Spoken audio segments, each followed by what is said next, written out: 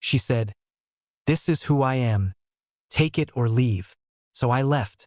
Not like in those hollow dramas where someone storms out with a suitcase and background music swelling. I didn't even slam the door. I walked out so quietly she didn't even look up from her phone.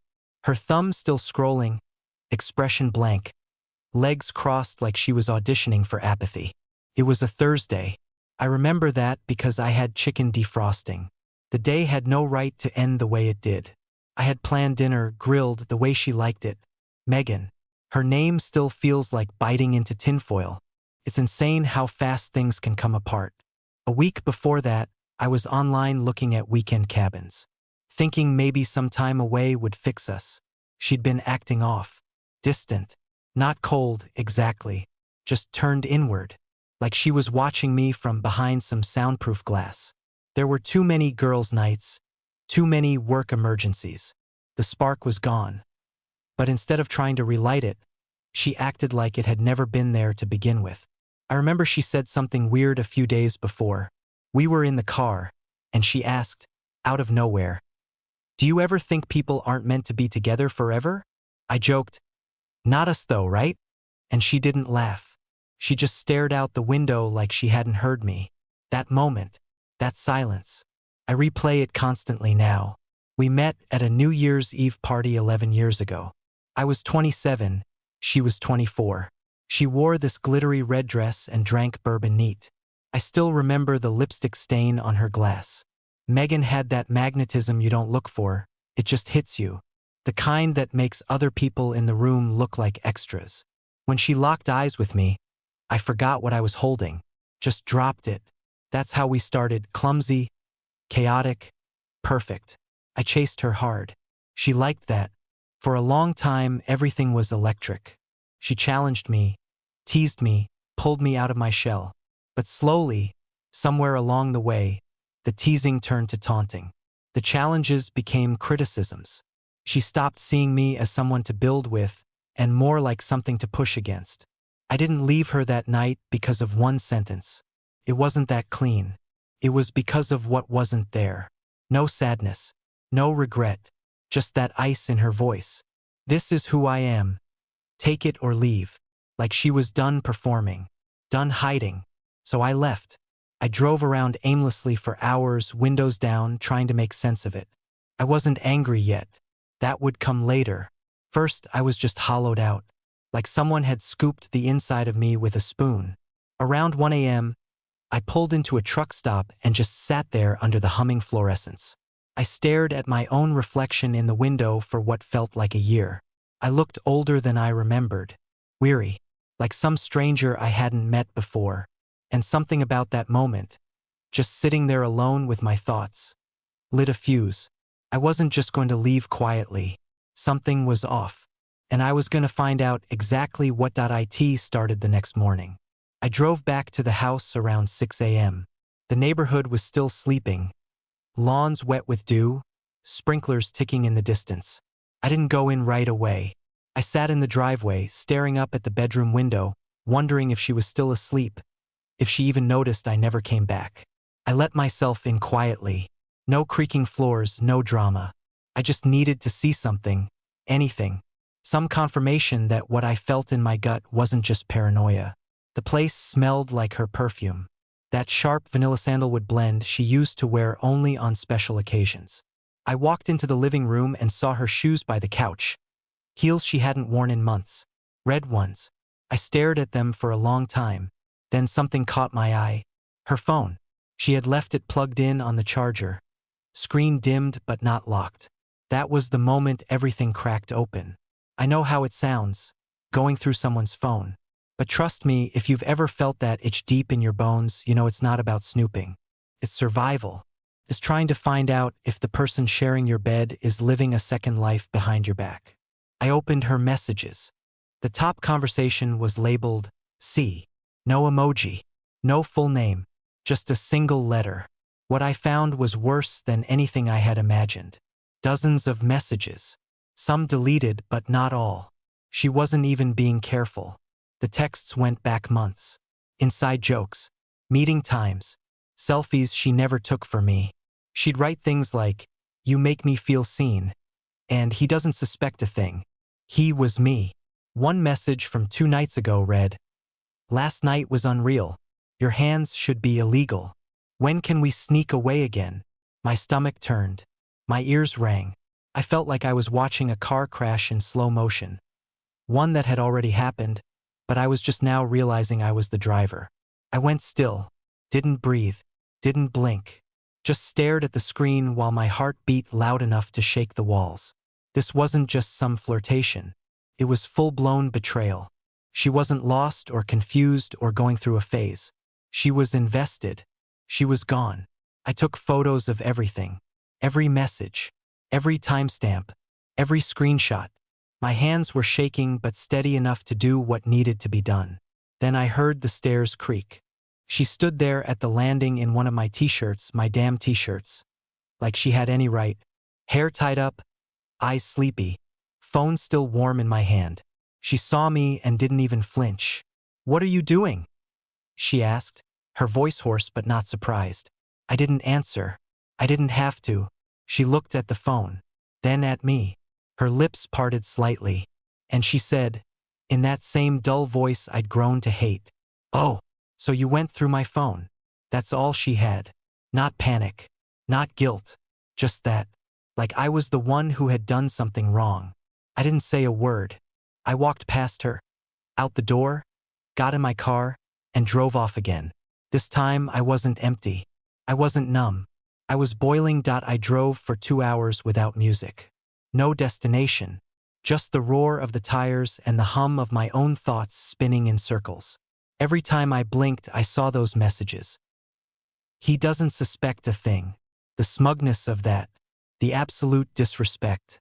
It wasn't just the betrayal. It was the glee she seemed to take in getting away with it. I ended up at my brother Evan's house again. This time, I didn't wait in the driveway. I banged on his door like I wanted to break it down. He opened up groggy, boxers and a hoodie on, and one look at my face sobered him up. "I need coffee," I said. We sat in his kitchen while the sun lit the countertops. I told him everything. Every disgusting text. Every little thing I had ignored for the past year. He didn't interrupt. Just sat there, face tightening with every detail. When I was done, he leaned back and said, "You know what you have to do, right?" I nodded. "But I want to look her in the face first. I want her to say it." "Why?" he asked. "You've already got the truth." "No," I said. "I've got the proof. I want to hear the lies." Later that afternoon, I went back to the house. I didn't call or text, just walked in like I still had the right to. She was on the couch, legs tucked up under her, phone in her lap like nothing happened, like her world hadn't just detonated. She looked up. "So you're just going to keep leaving and coming back like a child?" The audacity. I laughed, not because it was funny, but because it was the only way to keep from screaming. "I saw everything," I said. "You and C. Every message. Every sneaky little photo. You didn't even bother to delete half of it." Her face changed, just for a moment. A flicker of surprise, maybe panic. But she buried it fast. "Okay," she said. "So what?" That's when I knew. She wasn't sorry. She wasn't ashamed. She wasn't going to beg or cry or fall apart. She didn't care. I stood there, and she just stared back like we were arguing about whose turn it was to take out the trash. No emotion. No fight. Just cold, simmering contempt. "So what?" I repeated. "That's it. You don't own me, Tyler," she said, standing up slowly. "You never did. I gave you years and you never saw me. Never appreciated me." "Appreciated you?" I said, incredulous. "You mean all the vacations, the anniversary surprises, the way I defended you to my friends when you went off the rails in public? That wasn't appreciation?" Her lips curled. "You don't get to guilt-trip me for being unhappy. You don't get to cheat on someone and act like you're the victim." She crossed her arms, tilting her head like she was bored already. "You were boring. You stopped being a man a long time ago." That one landed, right in the ribs. But I didn't show it. Instead, I reached into my jacket, pulled out the printed screenshots I had made, and toss them onto the coffee table. Then be with a man you deserve. Because this, I gestured between us. This is done. She looked down at the papers like they were trash, then flicked her gaze back to the TV, picked up the remote and turned up the volume. I walked out. That time, I slammed the door that I didn't cry. I didn't yell. I didn't spiral. I just felt this quiet rage burning in my chest like coals under ice.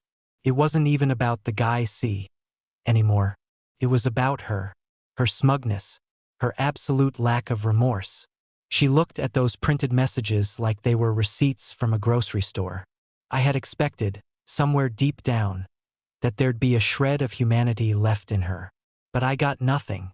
I spent that night in a motel off the interstate, the kind with buzzing lights and carpet that smells like cigarettes and bleach. I stared at the ceiling for hours, blinking, not sleeping, just existing. My phone kept buzzing. Not from her, of course not, but from friends. I had told Evan not to say anything, but someone else had clearly picked up on it. Our friend Danielle texted, "Heard things are rough. If you need anything, let me know." Another one, Ryan messaged, "She's been weird for months, man." I should have said something. That part hurt too. Everyone had known something. No one had said a word. The next morning, I went back to the house again. Not to talk to her. I didn't want her voice in my ears anymore. I just needed to get some things. Some clothes. My laptop. My sanity. She wasn't there. Her car was gone. Probably with him. Maybe at his place. Maybe laughing about how I handled everything. I stood in our bedroom, the room we shared for nearly a decade, and everything looked alien. Like a museum exhibit of a life I didn't recognize. Our wedding photo still on the dresser. The blanket we bought on our honeymoon folded neatly at the foot of the bed. I hated how clean everything was. How undisturbed. On impulse, I opened her closet. I wasn't sure why. Maybe I was trying to confirm what I already knew. Maybe I was hoping to find some kind of clue about what she was really thinking. I didn't expect to find a second phone. It was buried in a shoebox behind a row of boots. Dead, dusty. But it was real. I stared at it for a long time before plugging it in by the nightstand. It buzzed to life. No password.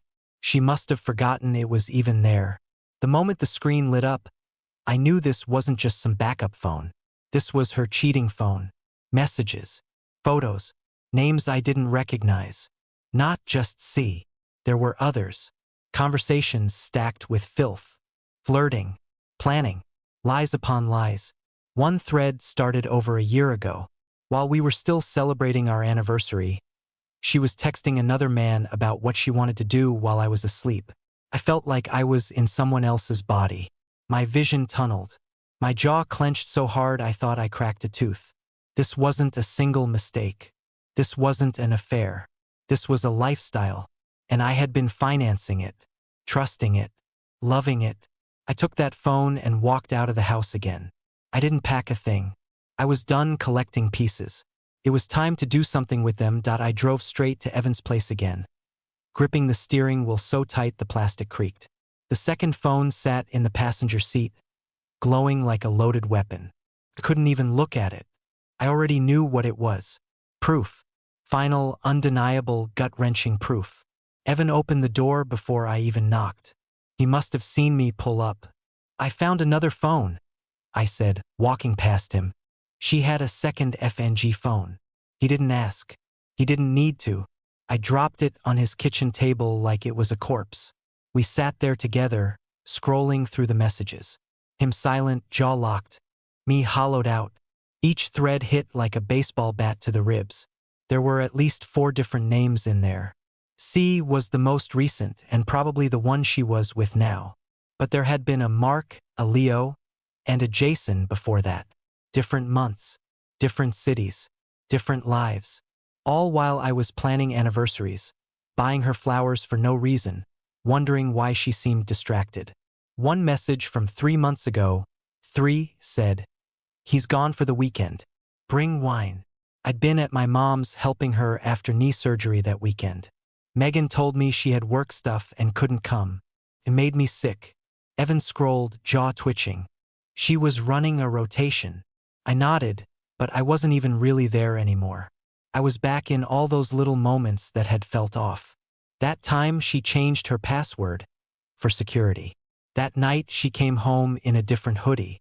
The week she started waxing again out of nowhere but swore it was just self-care. I hadn't wanted to see it, and she'd counted on that. I should have noticed, but I hadn't, because I believed in us, because I was stupid. Then I saw the worst one. A video, not graphic but personal. Her voice? Giggling, whispering to the camera. Say hi to the other man of the house. The camera turned to show some guy, shirtless, lounging in our bed. My bed. I slammed the phone down on the table so hard Evan jumped. The rage had gone from slow boil to violent. But still no tears, no yelling, just heat. Quiet, vengeful heat. She's been building this whole second life, I said. And I've been working overtime, fixing the gutters, rubbing her shoulders while she texted these guys under a blanket. Evan leaned forward. What are you going to do? I stared at the phone, then at my brother. I'm not going to scream. I'm not going to beg. I'm going to be surgical. I'm going to take everything from her, piece by piece, until she has to sit in the mess she made. He nodded slowly. Need help? I'm not sure yet, but when I do, I won't ask. I'll just call. I stood up. I had work to do. The plan started taking shape that same night. I didn't sleep. Instead, I wrote lists, timelines, everything I remembered. All the dates she'd been busy. Every work trip that felt suspicious. Every lie she told that suddenly had a shadow behind it. This wasn't revenge for heartbreak. This was reclamation. This was strategy. First thing in the morning, I called an attorney. Her name was Rebecca Grant. Sharp voice, sharper instincts. I didn't sugarcoat a thing. I told her everything. From Megan's, "This is who I am" line to the secret phone to the multiple affairs. She didn't blink. Just said, "Good. Paper trail. You've got leverage." We met in her office 2 hours later. I handed her the screenshots, the messages, the video, the timestamps. She took it all like a doctor receiving blood test results, clinical, focused, methodical. "We're going to handle this quietly," she said, flipping through the printouts. "No dramatic confrontations. No warning shots. If she's this careless with her infidelity, she's probably sloppy elsewhere. We'll find it." "What about the house?" I asked. "It's under both our names." "You want it?" she asked. "No," I said. "I just want her to lose it." Rebecca smiled. Over the next few days, we got to work. I opened a new bank account, redirected my paychecks, froze joint cards, changed my passwords, set up two-step authentication. Every shared service, Spotify, utilities, Netflix, I revoked access. Piece by piece, I pulled my presence out of her world like a ghost unhooking its chains. Meanwhile, I moved into a short-term apartment. Clean space, no memories, no scent of her hair in the bathroom, just silence and hard reset. She tried calling. Twice. I didn't answer. Then came the texts. "Megan. So you're just going to ignore me now? Megan. We need to talk. Be an adult. Megan. Whatever you think you found, you're blowing it out of proportion." That one made me laugh. As if 4 affairs was just a misunderstanding. As if I had caught her using too much data, not catching body heat on a pillow that wasn't mine. Then came the anger. "Megan. I knew you were this petty. Megan. You're not a victim, Tyler. Don't pretend you were some perfect husband. Megan. Have fun being alone with your spreadsheets." I saved every word. Forwarded them to Rebecca. "You're getting a divorce," she said. "A clean one, but we'll make it sting." One night, while boxing up some old clothes, I found our wedding album wedged under a stack of yearbooks. I opened it out of some masochistic reflex. She looked stunning. She always did. I looked so damn hopeful. And that hurt worse than anything, because I wasn't mourning her. I was mourning the version of her I believed in, the ghost of a life we never really had. But it was fine. Grief is temporary. I had turned the page. The next stage came quietly. A whisper in an office hallway, a folder handed off, a signature filed with the clerk. It didn't feel like vengeance. It felt like housekeeping, sweeping the debris of a life that no longer existed. Megan still didn't know I had filed. That was intentional. Rebecca advised waiting until everything was lined up: timing, documents, financial records, even digital forensics from the second phone. Turns out, some of the men she was involved with had transferred money to her Venmo under fake labels like yoga class and Uber. One had even sent her rent money. She wasn't just cheating. She was benefiting. Rebecca filed the motion for divorce and served it by courier at her workplace. That part, I'll admit, was a bit calculated. She worked at a mid-sized PR firm downtown, the kind where reputation mattered, where perception was everything. At exactly 2:17 p.m. on a Tuesday, Megan received a large, white envelope in the lobby, in front of her coworkers. Within 15 minutes, my phone lit up. Megan, you sent it to my office? Are you insane? Megan, what the hell is wrong with you? Megan, you better answer me right now. I didn't respond. Rebecca had already prepped the cease contact notice. 5 hours later, another message came in. Megan, you're seriously doing this? After everything? Megan, I made a mistake, Tyler. A few. But you're being cruel now. I stared at that one. A few? For men. Multiple months. Private accounts. Secret devices. Lies stacked like bricks. And I was being cruel. I blocked her number. That night, Evan called. She showed up at Mom's, he said. What? She's fishing. Playing sweet. Telling Mom you're confused. Trying to rewrite the narrative. But I told Mom everything. She knows the truth. Good. Let her feel that squeeze. Let her realize the lifelines she always relied on weren't there anymore. The next week, things escalated. I started hearing from mutual friends. Megan was telling people that I'd become emotionally abusive, that I was controlling and detached for the last year of our marriage. One even texted me, I'm hearing some weird things, man. Wanna clear the air? So I did. I sent a zip file, screenshots, videos, dates, context. I didn't embellish. I didn't shame. I just let the truth speak. A day later, that same friend replied, I'm sorry, Tyler. I had no idea. Megan had spent years spinning stories, framing herself as the free spirit stifled by a man who just didn't get her. But now her narrative was full of holes. And people were beginning to see. 2 weeks after the papers were served, the silence was broken in the loudest way possible. She showed up, unannounced, at my apartment. I heard the knock while I was cooking. Some frozen stir-fry, nothing special. I wasn't expecting anyone. When I opened the door and saw her standing there, dressed like she was going to brunch, oversized sunglasses hiding most of her face, my heart didn't skip. Thudded, heavy and cold. She slipped them off, and for the first time in months, I saw panic in her eyes. Tyler, she said, voice soft. Can we talk? I didn't move, didn't open the door more than a crack. We have nothing left to talk about. That's not true, she said quickly, stepping forward just enough to make me tense. Look, I know you're angry, and I know I messed up, but this, blowing up our entire life, filing behind my back. I leaned against the door. You mean after you blew it up behind mine? With 4 guys? One of them literally in our bed. She swallowed hard. That was a mistake. I was in a bad place. Stop. I cut in.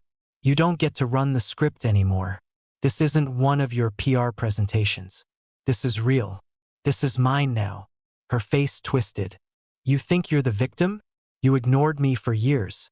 You acted like a roommate, not a husband. I felt invisible. You lied to me, Megan. You used me. I was surviving. No, I said calmly. You were cheating. Repeatedly. And loving it. That's when it shifted. The soft tone vanished. Her jaw set. Her voice hardened. You're enjoying this, aren't you? Watching me grovel. I actually laughed. A short, humorless exhale. You haven't even started groveling. And don't bother. It won't work. Not anymore. You can't just erase 9 years. I'm not erasing anything, I said. I'm learning from them. She stared at me for a long time, her expression unreadable. And then, without warning, her eyes welled up. Not because she was sorry. I could tell. It wasn't guilt. It was loss. Loss of control. Loss of narrative. Loss of the comfortable lie she'd wrapped herself in for nearly a decade. "You really think you're better off without me?" she whispered. And I didn't hesitate. "I know I am." She nodded slowly, the tears now sliding down, and backed away. I shut the door before she reached the elevator. I stood there for a minute, hands still on the doorknob, heart pounding. Not with grief, with clarity. It wasn't about the cheating anymore. It was about me finally choosing myself. And it felt like oxygen after a long, suffocating tunnel that I didn't hear from her for a week after that. No texts, no calls, no surprise knocks, just radio silence. But silence from someone like Megan doesn't mean peace, it means strategy. I knew her well enough to recognize that. She was regrouping, calculating, figuring out what angle might still work. People like her don't retreat, they rebrand. And sure enough, the next front opened, social media. One morning, I woke up to a flood of DMs. Mutual friends, even a couple of coworkers. Apparently, Megan had made a post. A long, sob story of a caption under a black and white photo of us at the beach, circa 2017. Something about how some people give up instead of working through pain, how she wasn't perfect, but never deserved to be abandoned. It read like a Hallmark rejection letter. Romanticized victimhood wrapped in buzzwords like growth and healing. And her followers? Heart emojis, prayers. People I knew posting things like, "You deserve better." Better than what? Than the man she betrayed? Used? Lied to with a straight face? I wanted to scream, but I didn't. Instead, I messaged one of the mutual friends who had commented on it, Andrea, someone I thought had more sense. "You know she cheated on me with 4 different guys, right?" I typed. "Some of it happened while I was helping my mom recover from surgery. Just wanted you to have the full picture before you post stuff like that." Andrea didn't reply, but later her comment disappeared. That night, Evan and I grabbed a beer. I showed him the post, and his face twisted into something between disgust and disbelief. "She's not even trying to fix it," he said. "She's just trying to control how people remember it." I nodded. "She doesn't want me back. She just wants to win." And that was the crux of it. Megan didn't want reconciliation. She didn't miss me. She missed the comfort of a husband who absorbed her worst and still stayed. She missed the stability I gave her, the structure, the home, the life that made it easy for her to double life like a pro. But now she had to actually live with herself. And it was showing. 3 days later, her lawyer reached out. Not Megan, her lawyer. They wanted to discuss a more favorable division of assets, since certain documentation had come to light. I could practically hear the forced civility between the lines. Rebecca was ready for it. She sent a reply that made my chest swell. "Given the volume and clarity of evidence indicating sustained marital misconduct, my client will be proceeding with the original terms as filed. Any attempt to negotiate after the fact will be viewed as obstruction." I was no longer reacting to Megan. I was responding with power, with preparation, and without mercy. Let her spin whatever version of the story she wanted. The truth didn't need a spotlight. It had receipts. There was a point, somewhere between the quiet of my new apartment and the roar of emails and legal filings, where the anger began to give way to something else. Not peace. Not yet. But closure.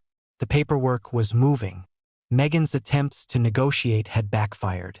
She wanted a share of everything, the apartment, the savings, even part of my retirement fund. But with the evidence we had, Rebecca made sure she walked away with barely a sliver of anything. The court date came. She showed up in beige, pretending to look humble. She didn't glance at me. Her lawyer spoke for her. She kept her eyes down like she was being victimized by circumstance, not consequence. I kept mine forward, hands folded, unmoved. Rebecca handled the entire thing like a surgeon. Every point we brought up was clean, backed by records. Megan's infidelity wasn't even argued, it was stipulated. Her lawyer barely tried to contest it. By the end of the hearing, it was clear. I was walking out of that courtroom free, and with the weight of her lies officially off my chest. Outside, after the session ended, she approached me. No cameras. No audience. Just us. "Congratulations," she said flatly. "You won." I looked at her, really looked, and for the first time I didn't feel heat or bitterness. I felt nothing. "I didn't win," I said. "I survived you." That hit her. I could see it in the way her jaw locked, the flicker behind her eyes. She wanted to fire back, but she had no more ground to stand on. The stage was gone. The script was over. She opened her mouth but closed it again. And then she just walked away. No goodbye. No tears. Just heels tapping across the concrete, getting quieter with each step. And me? I didn't watch her go. I turned the other direction and left. Back at my apartment that night, I sat on the floor with a cold beer, scrolling through photos from old vacations. I deleted most of them, but one stuck with me, one I'd taken alone, on a trail outside Denver. No Megan in sight, just a long road, winding up into the hills, trees stretching into sky. I made it my phone's lock screen, not because it was beautiful, but because it reminded me there's always a path forward, even when you have to burn bridges to see it. The silence that came afterward wasn't heavy. It was earned. Weeks passed. No calls. No messages. Megan was officially out of my life, at least legally. Emotionally, that took longer, but the weight of her was slowly peeling off, layer by layer, like old wallpaper in a house finally being redone. I started rebuilding, first the practical stuff. I bought new furniture, ditched the mattress we shared, repainted the walls in a deep slate blue. Clean lines, no frills, no shadows of her favorite colors, no traces of that fake warmth she used to insist on. Then came the harder part. Myself. Therapy helped. At first, I didn't want to go. I figured what I needed was time, not a stranger asking me about my childhood. But Evan pushed me and I gave it a shot. Turns out there was a lot under the surface. Things I hadn't wanted to admit, like how I had seen the signs early on. But I chose to ignore them because loving her felt easier than losing her. How I had traded dignity for the illusion of stability. How I'd built my self-worth around keeping her happy, instead of keeping myself sane. One session in particular stuck with me. The therapist, a quiet woman named Karen, asked, "What do you think you lost in that relationship?" I said, "Time." She shook her head. "No, you gave her time. That's different. You didn't lose it. You invested it. And now you've learned how not to invest next time." That reframe hit hard. I started noticing how different my life felt without her energy in it. No manipulation, no eggshell walking, no subtle digs about my job, my friends, the way I dressed. I could breathe in my own space, make dinner without wondering if she'd be home, sleep without wondering who she was texting. Freedom had a sound, and it was quiet, and I loved it. One day, I ran into one of her old friends, Stacy, at a bookstore. She used to come over for wine nights back when things were good. She looked at me carefully. "You look lighter." "I feel it," I said. Stacy hesitated. Then, "She told people you were cold, distant, controlling. But I've known you 10 years. I never believed it." I just nodded. I didn't need vindication, but it was nice to hear. "I think she regrets it," Stacy said quietly. "She didn't regret it when she was doing it." "Yeah," Stacy sighed. "But you always had more heart than she knew what to do with." Later that night, I thought about that. How some people don't cheat because they're lacking something. They cheat because you have something they don't understand. Something too pure, too steady. Something they can't control, so they try to sabotage it. That's what Megan did. And I had let her. But not anymore. Now every choice I made was mine. For me.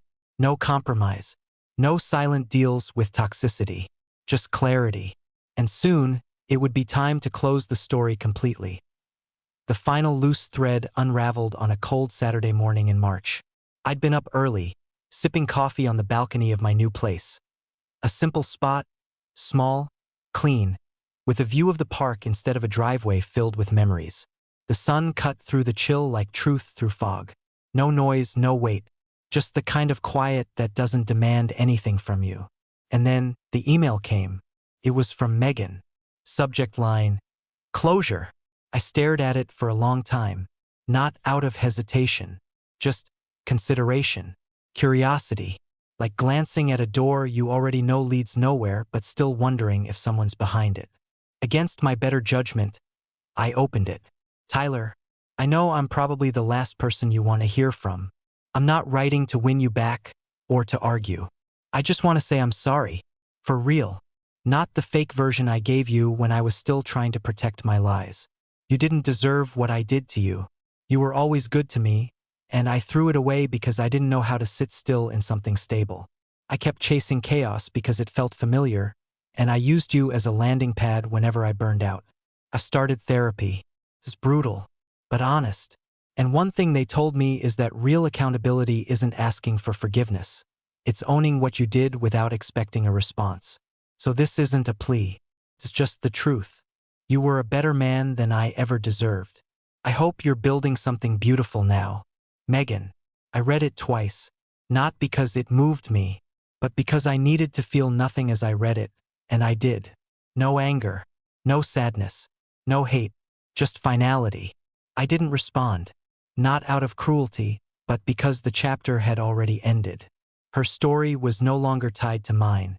I closed the email and stepped back onto the balcony, watching the joggers pass, kids on bikes, dogs tugging at leashes, life moving on, and me finally part of it again. That afternoon, I packed a box with the last of the wedding relics. Photos, cards, that stupid little his and hers towel set we got from her cousin. I took it all to a donation center. Let someone else give it new meaning. Let it belong to someone else's story. And as I dropped the box into the bin, I felt the lightest I had in years. Here's what I know now. You can give someone every part of yourself, and they might still betray it. You can believe in the story, and it can still be a lie. But none of that means you are broken. I wasn't destroyed. I was reforged. So to anyone reading this, sitting in the middle of their own collapse, leave if you need to, grieve if you have to, but when the fire dies down, build. And never, never go back to someone who watched you burn and called it warmth.